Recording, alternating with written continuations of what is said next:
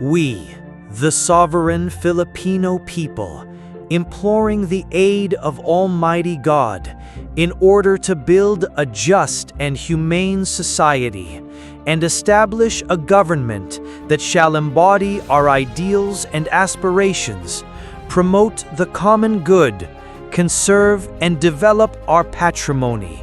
and secure to ourselves and our posterity the blessings of independence and democracy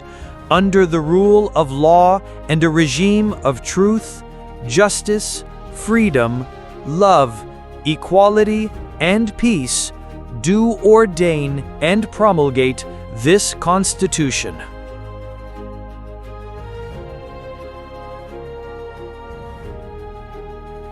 Kami, ang nakapangyariang sambayan ng Pilipino, na humihingi ng tulong sa makapangyarihang Diyos upang bumuo ng isang makatarungan at makataong lipunan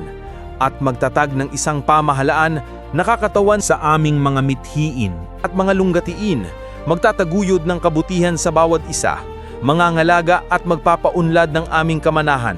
at titiyak para sa aming sarili at ang kanang susunod na mga biyaya ng kalayaan at demokrasya sa ilalim ng pananaig ng batas at ng pamamahalang puspos ng katotohanan, katarungan, kalayaan, pag-ibig, pagkakapantay-pantay at kapayapaan, ay naglalagda at naghahayag ng konstitusyong ito